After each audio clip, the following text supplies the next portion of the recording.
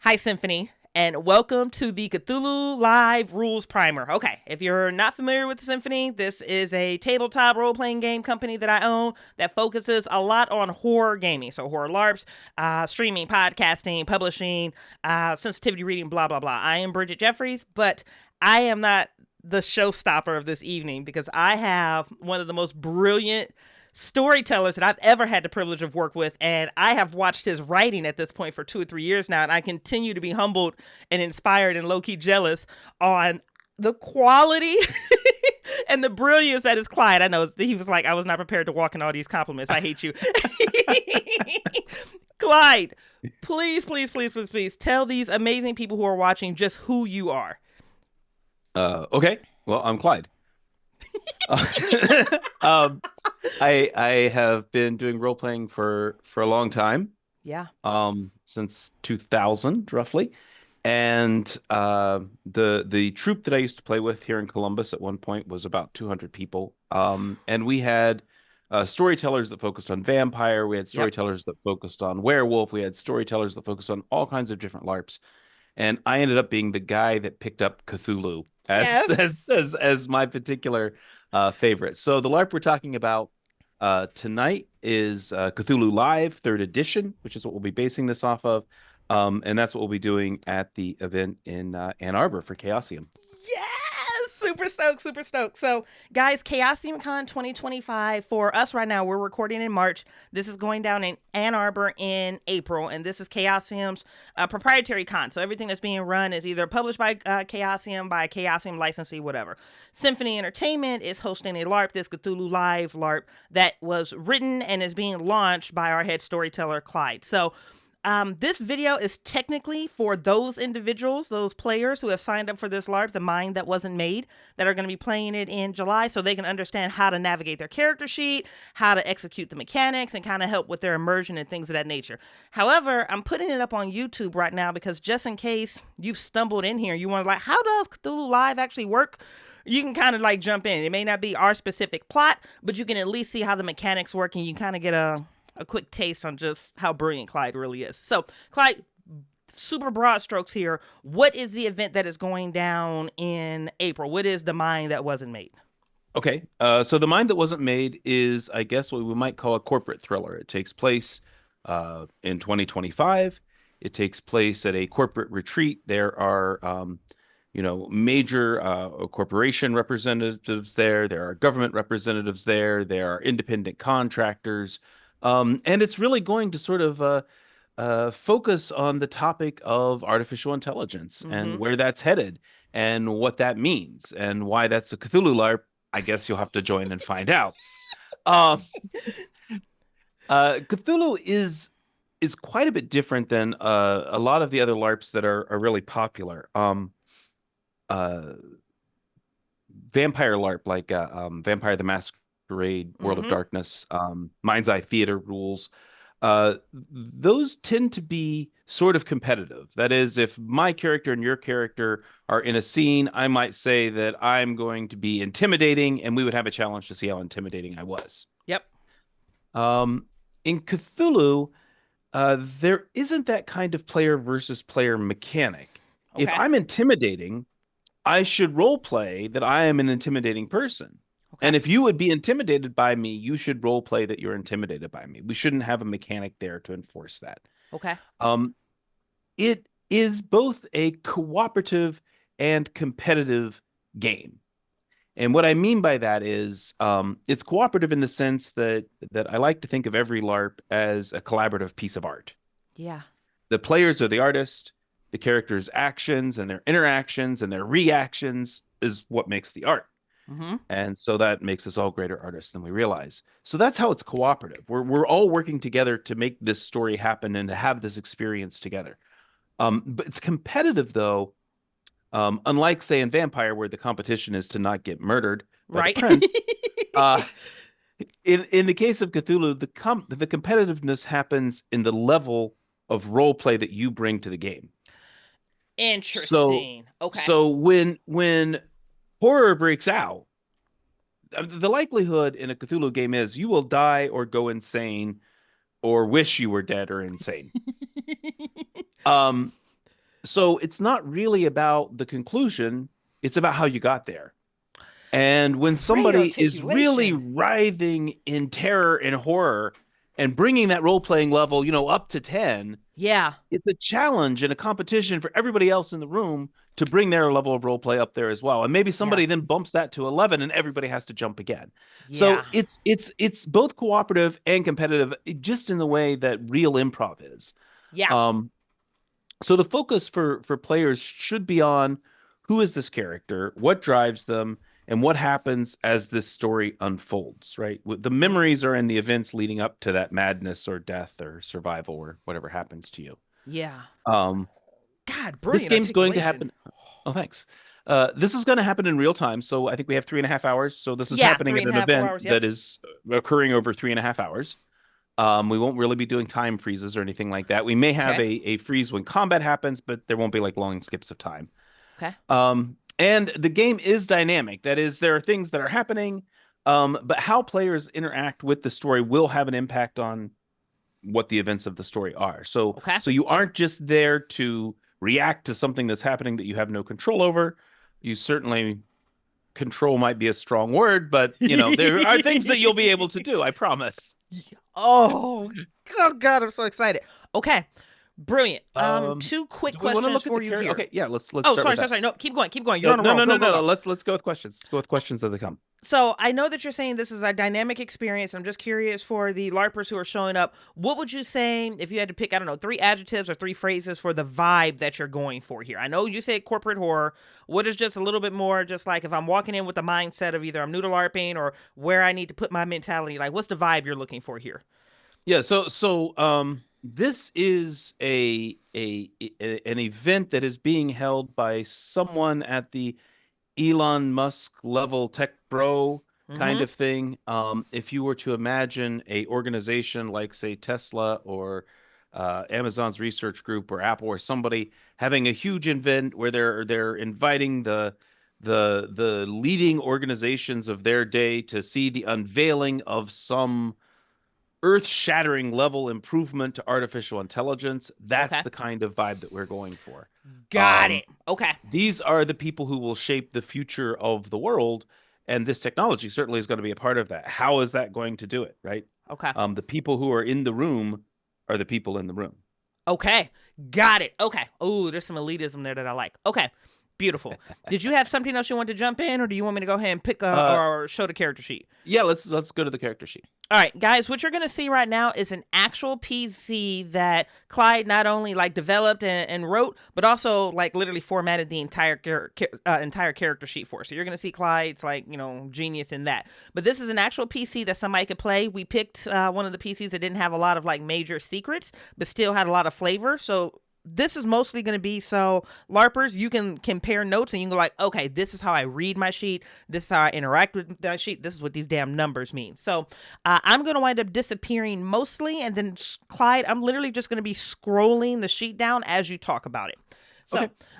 guys, here is the character sheet that you guys are looking at right now. The character sheet is Colonel H. Briggs.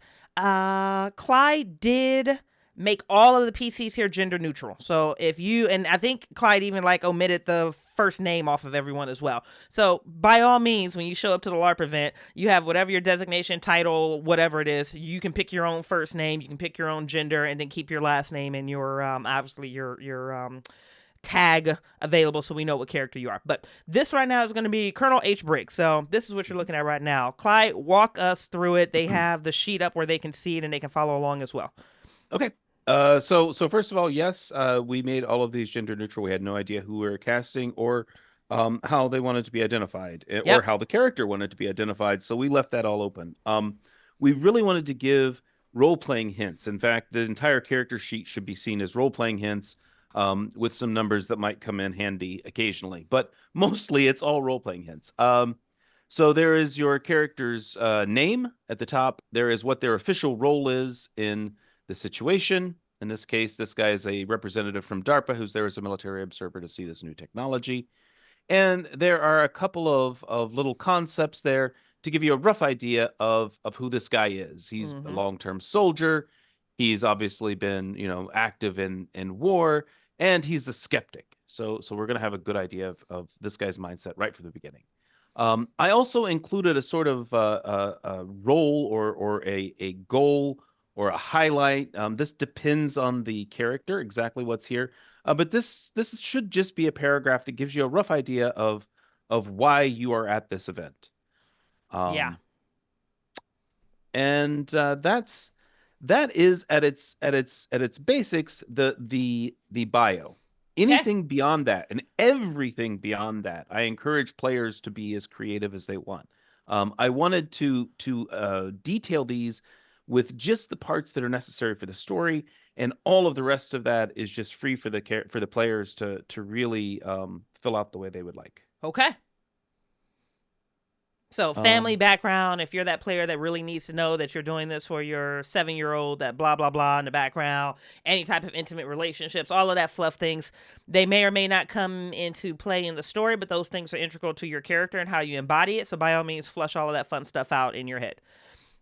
and a lot of this game will be characters talking to other characters. Yeah, So having ideas that fill out your character will make those conversations more interesting and correct. may inform how your character will decide to react to whatever is happening.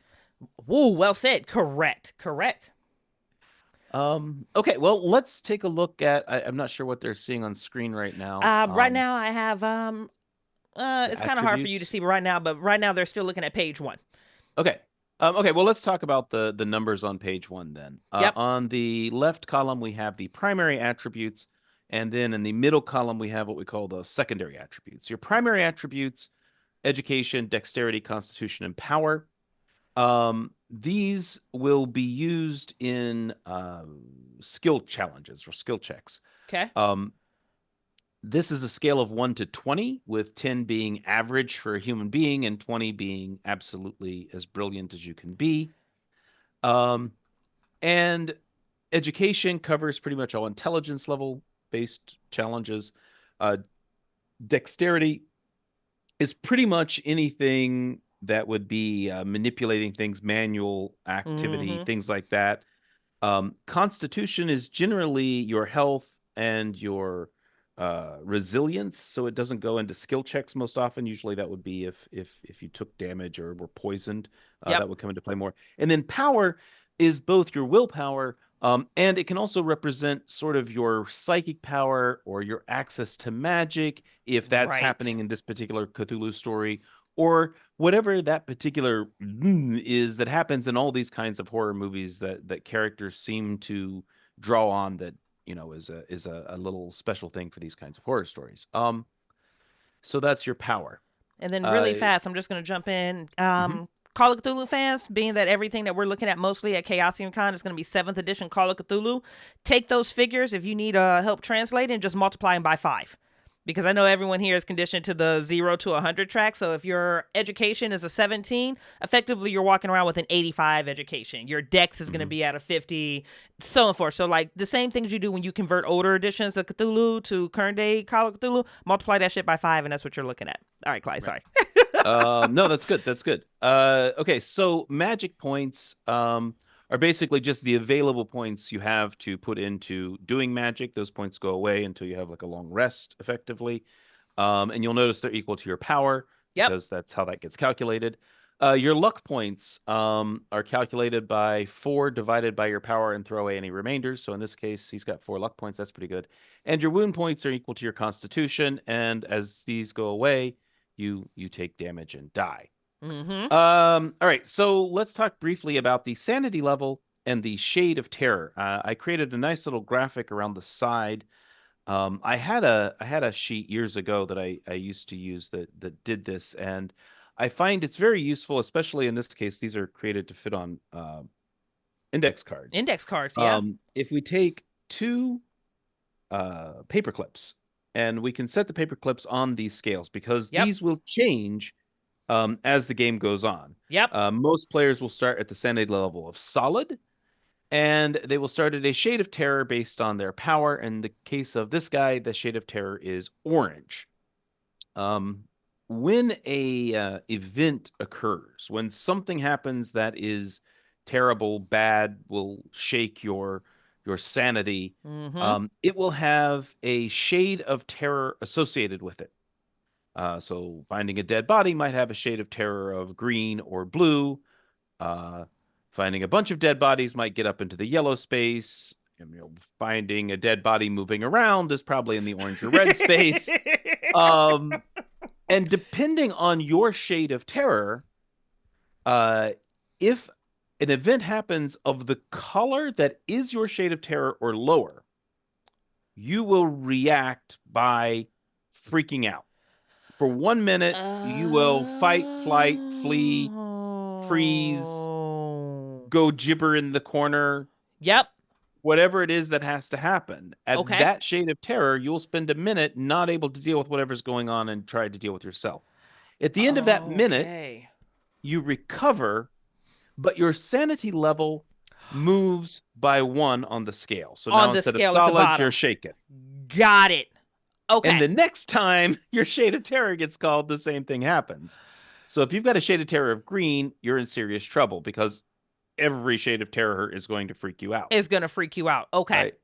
If Okay. you're at a shade of terror blue, then blue and green will freak you out. If you're at yellow, yellow, blue, and green. I'm sorry, rephrase that.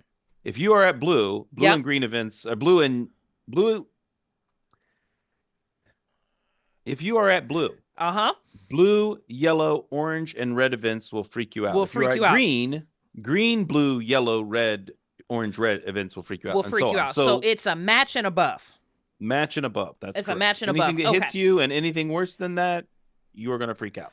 Got it. So let me look at Um, this little thing again. So if my shade of terror on my character sheet is blue, and I walk into a situation and you describe something, I'm assuming you're going to call out, hey, everybody, what you just witnessed is an orange event.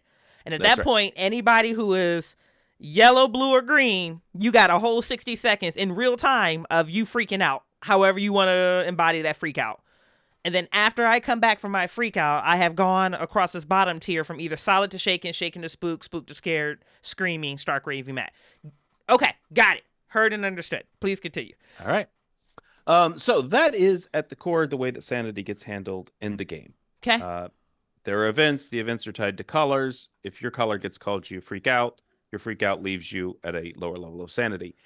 If you have some really nice high shade of terror, like orange or red, Yeah. even if you have lower level terror events occur, Uh if huh. you have 3 lower level terror events occur, your sanity level will shift from solid to shaken to spooked. You Oh, won't so it's freak not a one out. for one, but it's You won't freak out, okay. but you will become less stable. Weird things are happening. It's not weird enough to make you run screaming, but it is weird enough to make you shaken or spooked or Oh, scared. it's still enough to chip away at you. Okay. So I'm a Excuse me. cold blooded killer. My shade of terror, whatever, it sits on orange. But if I gun down 3 people in a row, all at blue, I'm going to shift on my sanity chart. That's That's right. wearing on me over time. Okay. Got it. That's right. Okay. So I think that's everything on page 1. Absolutely. All right. I am going to bring them down to page 2. So they are looking at everything on page 2 right now. All right. So page 2 is our skills. Skills are broken into 2 groups, academic and trade skills versus combat and general skills. Skills are on a rating of 1 to 5. Okay. With 1 meaning that you have some experience with that, and 5 meaning you're an expert.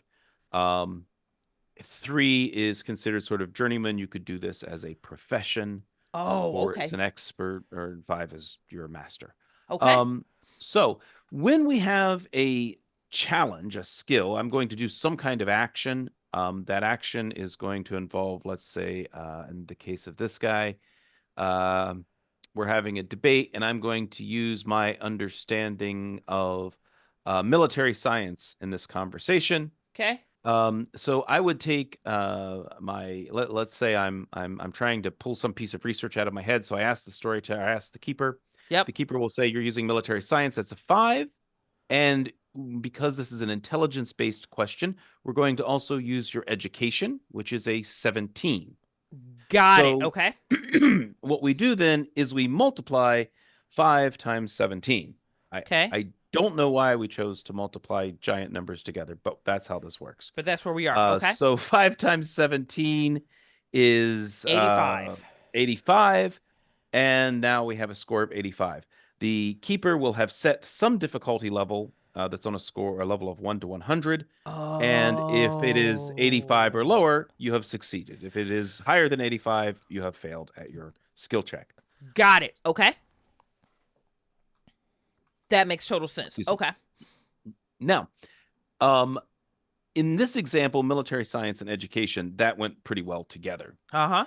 There could be scenarios where you might have the same skill attached to different attributes. That makes For sense based on the example, situation. Okay. right. So, for example, let's say I'm dealing with a situation. A friend of mine, there was an explosion. This guy is pale. He seems to be bleeding out. I can use my education and my medicine to detect maybe that some shrapnel has hit an artery. Yeah. But then I would need to use my medicine and dexterity to try and To get in actually there, pull that out, and save him. gotcha. Um, Follow up with your so keeper. Got it. so these are very general. If you're used to some of the other LARPs, there are hundreds and hundreds of skills to choose from. Yeah. In this LARP, there are not hundreds and hundreds of skills to choose from. There are relatively few. Okay. Um, Now, what I've done is I've included, as we go down to the lower level or the next few pages, Got it. details for each skill that's on your sheet, as well as sort of how that skill sort of fits with your character. Um, Oh, yep. Okay. let's see. Combat skills work a little bit differently. Combat skills basically just get added to your damage. So, for example, if I have a handgun that does a base damage of 4, Yeah. and I am Mr. Briggs here, who has a handgun skill of 4, Yeah. and I shoot someone, that would be a damage of 8. 4 plus 4. Oh, okay. Okay. Damage in this game is very serious. Yeah, cause shit, And that's 8 hit unless you have a points. way to block against a handgun, which would Probably be don't. armor, hopefully, that's about it, you will take 8 to the face, most likely. Okay. If you had 0 handgun skills, but you picked up that handgun, Yeah. you could still use it and do 4 damage to somebody, even with no skills. Even with no Skills skills. just add to your abilities. Um, Evade does the same thing, but instead of adding to damage, it adds to your movement. We'll talk about that in a minute. Okay. And and you also have the capability of doing defense with these skills. So, for example, if I were holding a long gun, um, and it has a base damage, let's say, of 5, and somebody tries to hit me with a sword, I could do a block with that long gun, With that long gun, yeah. and with my base of 5 and the skill of 3, that is an 8 defense against whatever that person is doing. So if they To hit did me. 10 and I got an 8, the attack came through. But only 2 But only damage 2 came through. points of it came through. Right. Got it. Okay. Okay. So effectively, it's the same math. You're just using them against each other. So You're either just I'm opposing them. Okay. right. I'm adding my combat skill to my damage, or to my Or defense, or got in the it. case of evade, to my movement, which we can talk about in a minute. Let's see. Quick question when it comes to the actual Yes. damage on like either your fist or an improvised weapon. I'm assuming that's just something the keeper will adjudicate. That's not something I need to have on my Yeah, sheet yeah, there's a memorized. chart, like 1 point, 2 points. Got it. And that's something that you'll manage that the players don't have to worry about. Sold and understood. Okay. Yeah.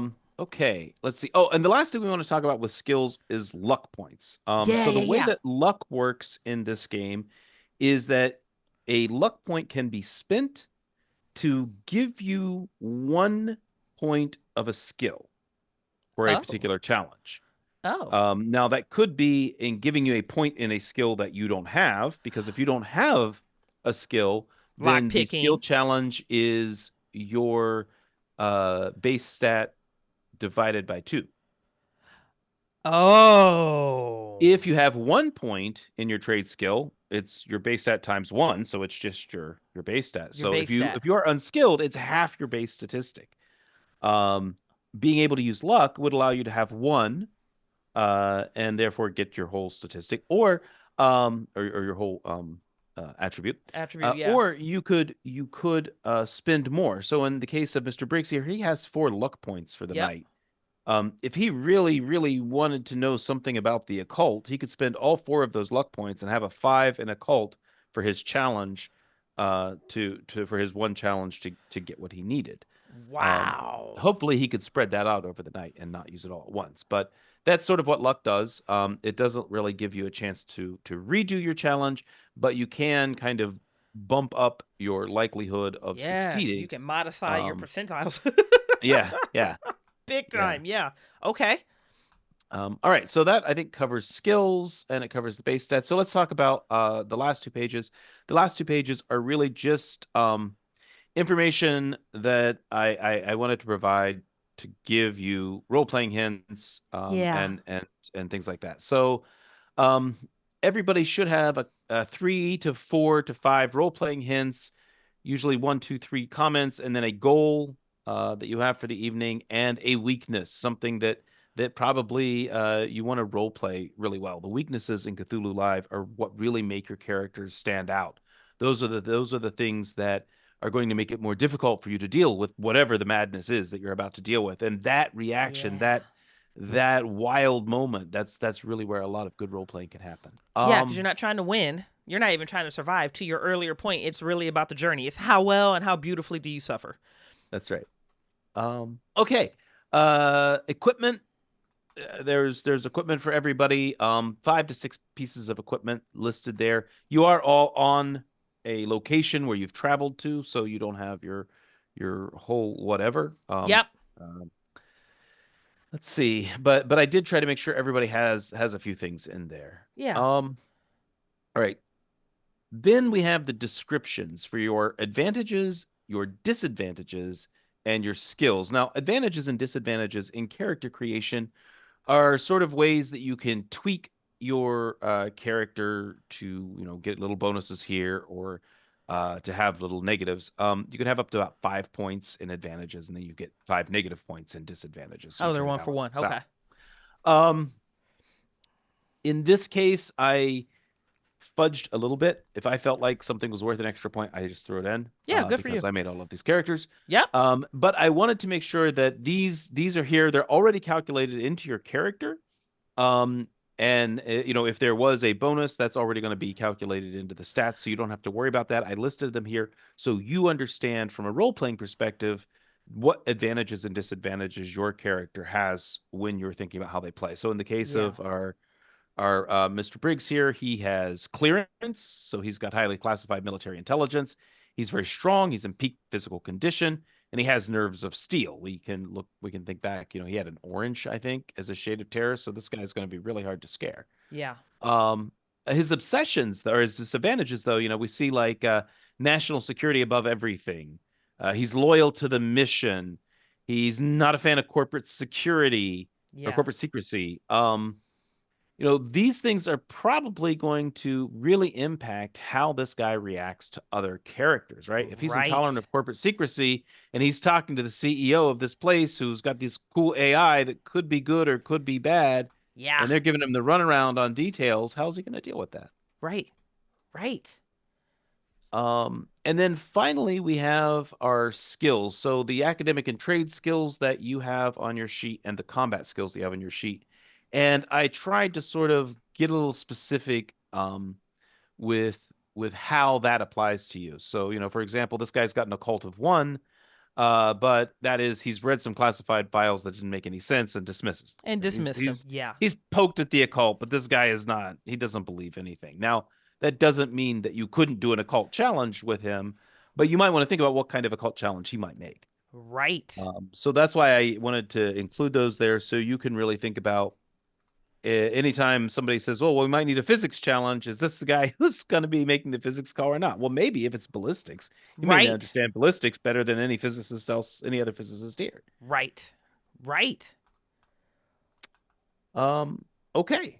So that is it on the skills. And it's just the straight multiplication Yep. based on whatever challenge number the keeper has in mind when you explain to him what it is that you are about to try to do. There are a couple of modifications to that. You can work together Okay. to reduce the difficulty, and you can sort of have sort of Hail Marys where you might Ah. really work together and really put everything you've got into it, but understand that somewhere else you've just possibly broken something horribly and there will be consequences. And you'll So love it. Suffer in your uh delight. It'll be fine. now in Cthulhu Live there are more rules than what we've talked about. Sure. There are specializations, there are weapon specializations, there are combat styles, but because this is a 3.5 hour LARP, Yeah. with a lot of people who haven't played it before, I'm not really going to use those. I'm sliding those off to the side, and Yeah. we're going to focus just on the core mechanics for this. Which is delightful. Guys, you do not need to buy the book, but if you're one of those people that would feel empowered or more comfortable with buying the book, like if you just scroll down and in the description of the YouTube video, I have a link directly to Drive Through RPG where you can download the PDF or you can get it in print. It's a great book. It's a great book, and we'll have copies of it at the event. They're not yours, they're ours. Please don't walk away with Clyde and my books, but we will have the books there. We will have your character sheets prepared for you. They're going to be on index cards with a little ring on them, so you can attach them to your lanyard or your hook. So you won't have to worry about that. Obviously, you don't need dice or anything of that nature. For your costuming, some of you guys are already super excited about your costuming. Feel free to lean into however you would like that character to be embodied. It's your choice. It's corporate horror. We're at a weekend retreat with robots. Like, literally, what could go wrong in a Cthulhu game with Clyde? Any last things you think we should know? The only thing is, and Clyde, I should have talked to you about this before we started, recording, is just like the quick hand gestures for like if we're going to be out of character, in character, things of that nature. But I think that's probably better to handle at the welcoming and opening words. And then we can just quickly do some exercises there. Or if you want to just spend 30 seconds on it, we could also do it here and now. Yeah, I mean, I think we can just use sort of some of the standard hand gestures. So somebody who crosses their fingers is usually an out of character example. Mm-hmm. In Cthulhu Live, most of the time you try to stay in character. So that's if you need to be, you can be. Otherwise, there are some check-ins that we like to do. Yeah. So if somebody just looks and gives a thumbs up look like this, are you okay? And if that person who is in that scene, and maybe it's an intense scene and maybe they're freaking out because a monster's eating their face, if they throw up the okay sign, then everything's good. If they throw up this sign, maybe it means that we need to back off a little bit. Yeah. And if they give the thumbs down scene, then maybe we need to just let that scene fade to black and Yep. end that horrible whatever is going on. Uh, Yep. We are absolutely 100% going to tell a horror story. Mm-hmm. But that doesn't mean that we have to actually make our players uncomfortable with being at the story. So we want to make sure that everybody's able to communicate that really quickly. Hand gestures are an easy way to do that. I think the other one that's really important is if you are in a situation where whatever has just happened has really hit you wrong and you need to walk out of that scene, just put your fist on your head and walk out of the scene. No one will say anything. You have immediately disappeared from the story and you are safely out of the scene until you've recovered enough to come talk to a keeper and we can work out whatever we need to work out. Heard. Everybody's safety is first. Everybody's comfort in the game is first. And then, horror and gibbering and drooling. And drooling. The good stuff. The good stuff. Quick question for you here, head storyteller. This was a big one at the Symphony LARP last year. If we're in the middle of a scene and we need adjudication from a storyteller, from a keeper, how do you want us to articulate to that? I just had people raising their hands and waving them back and forth. Is there something different that you want to get a keeper's attention? No, I think that's probably the best way to do it Okay. right now. I'm not sure how many keepers we'll actually have there yet. But once I figure that out, and maybe have a couple narrators who know how to adjudicate the numbers, and Yep. then we'll then go can from rock there. out from there. And guys, we will have an out of character room. You'll see that when we set up and do opening words, we'll do a quick tour of the out of character, in character play spaces. We'll review these hand signs, distribute your physical cards, and all of that fun stuff. Unless you want early pickup with your cards, which you're more than welcome to do. This is going to be taking place directly following the mix and mingle. I'll have all the character sheets on me. So if you walk up to me or Clyde, one of us can hand you your character sheets if you want your index cards early. But you also have a Google Drive link to them. So we'll see you at the event. Clyde, anything else you will want to throw at the people? I think that's it. I think this was absolutely incredible. Guys, this is going to be The Mind That Wasn't Made. That is going to be at Chaosium Con 2025 in Ann Arbor. Written and run by Clyde, who's coming all the way up from Columbus to Ann Arbor to run this game for us. So, guys, thank you so much for supporting the Symphony. You purchasing a ticket to this event or you being a Symphony backer where I comped your ticket to the event literally helps support my small business. And I genuinely appreciate that. And when it comes to supporting people in small business, those proceeds, a big chunk of them are going to be going to Clyde because he wrote and ran this shit and did all the travel as well. So pay your people, take care of yourselves, tell amazing stories. And if you have questions, feel free to email me at symphonyentertainmentga@gmail.com. If it's specific for The Mind That Wasn't Made, I will CC Clyde into the email and then we will get you squared away. But if nothing else, guys, we will see you in April. If you're watching this after April, we hope you got some great value from it. Thank you. Mwah. Have a good night, guys. Bye. Good night. And